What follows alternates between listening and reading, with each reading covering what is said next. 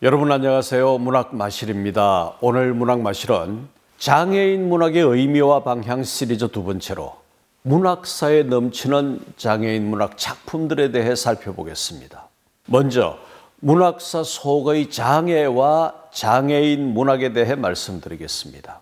여러분, 육신의 장애를 안고 살아가면서 그러나 그 정신의 영역에서는 명경처럼 맑고 빛나는 보화를 생산해 온 장애인 문인들이 있습니다. 그런데 정작 중요한 것은 그 작품의 우수함이죠. 아무리 갈고 닦여진 논리를 내세워 장애인 문학을 언급한다 할지라도 수준 있는 작품의 산출이 수반되지 않는다면 그 논리는 허망하기 이를 데 없습니다. 아니, 논리가 앞설 일이 아니라 작품 자체의 생산이 비평과 연구의 논리를 불러오는 방향으로 전이되어 나가야 오히려 바람직하다고 여겨집니다. 동서양의 문학사를 막론하고 장애인 문제를 다룬 작품은 차고 넘칩니다. 한국 고전문학에서 우선 정신장애를 포함하고 있는 공무도화가가 있습니다. 물을 건너다 물에 빠져 죽은 백수광부의 처가 쓴 시입니다. 그리고 시각장애를 다룬 작품으로 희명의 도천수 관음과 백제의 도미설화, 판소리 12마당으로 된 심청가나 고소설로 된 심청전이 있습니다.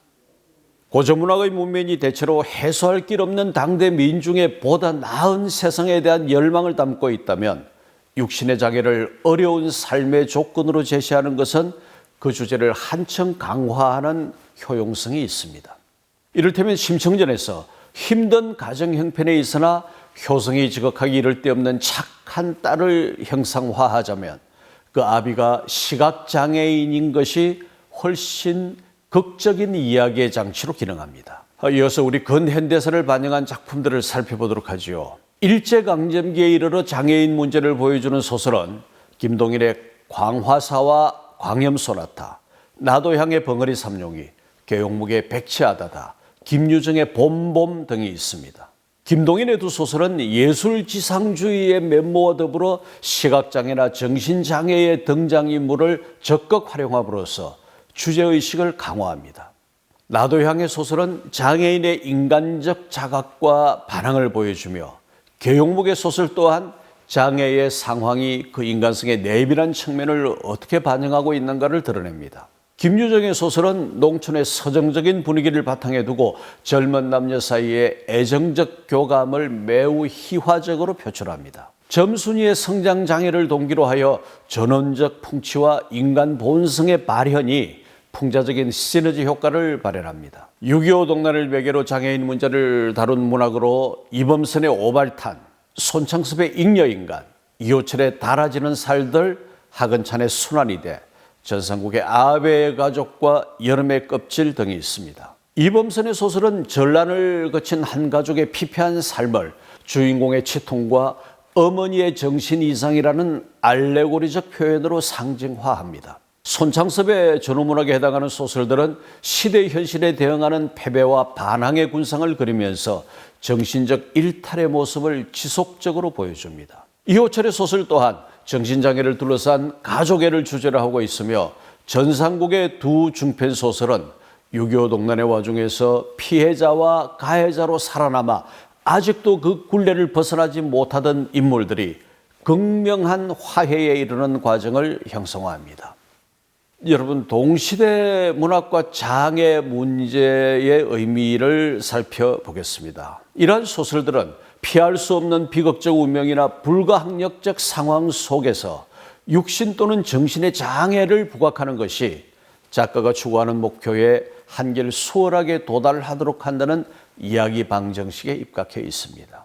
한국뿐만 아니라 여러 나라의 전쟁문학 또는 전후문학들이 이 방식을 활용하여 수작들을 산출했습니다. 전쟁이라는 가장 비인도적이어 반인륜적인 무력 충돌도 그러하지만 장애라는 가장 깊이 인간의 삶에 개입하는 환경적 조건 또한 범세계적 보편성을 담보한다는 의미입니다. 동시대의 문학 가운데 이청준의 나전대로 이마소서가 시각장애인을, 조세희의 난장이가 쏘아올린 작은 공이 육체장애인을, 그리고 정찬의 완전한 영혼은 청각장애인 문제를 다룹니다. 이청준의 이 소설은 시각장애인으로서 목회자가 된 주인물의 파란만장한 삶의 도정을 보여주고 조세희의 이 베스트셀러 소설은 도시 빈민의 절박한 삶을 육신이 난쟁이라는 먹이에 가로막힌 한 가족 구성원을 통해 보여줍니다. 정찬의 완전한 영혼은 1980년의 광주와 그 이후 운동권의 현실을 주제로 광주 민주화 운동으로 인해 청각을 잃은 이의 삶을 그립니다. 자, 여러분, 세계문학사에서의 장애인 문학을 살펴보도록 하죠. 세계문학 속의 장애인 문학은 그 무대가 넓은 만큼 장애의 유형과 이야기 형식도 다양하게 펼쳐져 있습니다. 지체장애를 다룬 작품으로 빅토르 위고의 파리의 노트르담, 에밀 졸라의 몽로 주점, 허만 멜빌의 모비딕, 톨스토이의 중편 이반 일리치의 죽음, 에드가 앨런 포의 단편 절름발이 개구리 등이 있습니다. 시각장애를 다룬 작품으로는 앙드레 지더의 전원교향곡, 샤롯 브론테의 제인 에어, D.H. 로렌스의 단편 눈먼 사람 등이 있습니다. 정신장애를 다룬 작품으로 도스토옙스키의 백치와 스티븐슨의 지킬 박사와 하이드 씨가 있고, 정서장애를 다룬 작품으로 세르반테스의 돈키호테와 알베르 까미의 이방인이 있습니다. 이 작품들은 모두 인류 문학사에 수발한 이름을 남기고 있는 명작들입니다. 여러분, 오늘날의 시대가 문화의 발전과 성숙을 가져왔다면 당연히 장애인 문학을 보는 눈도 성급하고 성숙해 마땅합니다. 특히 창작 심리학적 차원, 곧 장애인 창작자의 편에서 문학을 보는 눈을 소중하게 생각하고 이를 배려해야 옳습니다. 지금까지 여러 시기의 우리 문학 그리고 세계문학 속에서 장애의 문제를 도출해 본 것은 그와 같은 문제의식 때문입니다. 아쉬운 점은 소설 이외의 장르에 대해 구체적인 논의를 진행하지 못했다는 것입니다. 앞서 언급한 바와 같이 소설이 그 담화를 풀어서 전개하는 양식이기 때문에 이 논의에 가장 부합하는 장르인 것은 맞습니다. 하지만 널리 알려진 시와 희곡, 더 나아가 수필과 시나리오에도 이 부분에 소설 못지않은 성취가 축적되어 있음을 기억해 두어야 합니다. 자, 여러분, 이제 장애인 문학을 바라보는 시각에 대해 말씀드리겠습니다. 장애인 문학을 바라보는 온전하고 올곧은 시각을 확보하는 것은 선택사항이 아니라 필수사항이며 변수가 아니라 상수의 영역에 속합니다. 그것은 단순한 도의심이나 척은지심에 근거하는 것이 아니라 장애인 문학의 실제와 그 성과를 객관적으로 평가하는 데서 출발해야 합니다. 앞서서 공들여 한국 문학과 세계 문학을 망라하여 작품을 추적해 본 것도 바로 그 때문입니다. 일찍이 에밀 졸라가 당면한 어려운 문제의 묘사는 그 극복을 위해 있다고 했지만 궁극적으로 장애인 문학의 본령은 그 정신적 극복을 향해 열려 있는 것입니다. 사정과 형편이 그러하다면 문학 현장에서 작품 창작을 수행하고 있는 문필가들이나 문학비평가 및 문학 연구자들이 모두 이 문제에 대해 민감한 경각심을 갖는 것이 중요합니다. 한차 이에 대한 관리 및 지원 업무를 담당하는 지자체나 공공의 정책기관이 이를 확인하고 보살피려는 선제적 노력과 자세를 갖는 것이 무엇보다도 필요합니다.